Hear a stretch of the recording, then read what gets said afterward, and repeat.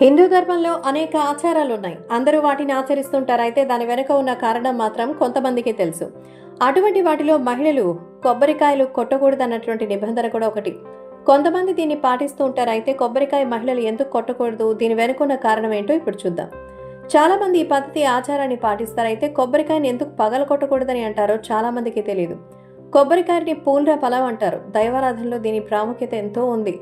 దేవుని ముందు కొబ్బరికాయ కొట్టి దాన్ని ప్రసాదంగా స్వీకరించే సంప్రదాయం హిందూ ధర్మంలో అయితే ఉంది. చాలా మంది పద్ధతి ఆచారాన్ని పాటిస్తారు. అయితే కొబ్బరికాయని ఎందుకు పగలగొట్టుతానంటారో చాలా మందికి తెలియదు. కొబ్బరికాయను పూర్ణఫలం అంటారు. దైవారాధనలో దాని ప్రాముఖ్యత ఎంతో గొప్పది. దేవుని ముందు కొబ్బరికాయను కొట్టి దాన్ని ప్రసాదంగా స్వీకరించే సంప్రదాయం హిందూ ధర్మంలో ఉంది. మహిళలు కొబ్బరికాయను కొట్టడం వల్ల గర్భధారణ సమస్యలు వస్తాయని పండితులు అంటున్నారు. అంతేకాదు పుట్టబోయే పిల్లలకి కూడా సమస్యలు వస్తాయట. అందుకే గర్భం దాల్చితే మహిళలు కొబ్బరికాయ కొట్టడం హిందూ ధర్మంలో నిషేధించారు.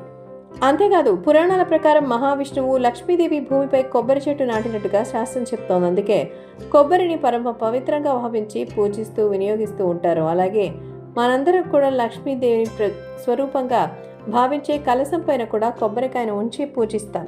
ఇక కొబ్బరికాయలో బ్రహ్మ, అలాగే విష్ణువు, ఇక శివుడు త్రిమూర్తుల యొక్క కలయిక అని శాస్త్రం చెప్తోంది. ముగ్గురు దేవతలు కొలువై ఉండడం వల్ల మహిళలు దీనికి దూరంగా ఉండాలి. దాన్ని కొట్టకూడదని పండితులు చెప్తారు. ఆధారంగా రాసిందే ఇది. ఇందులో నిజంగా మరి చాలా గొప్ప విషయాలున్నాయని హైందవ సంస్కృతి ప్రకారం ఇలా చేయాలంటూ శాస్త్రాలు చెప్తున్నాయి.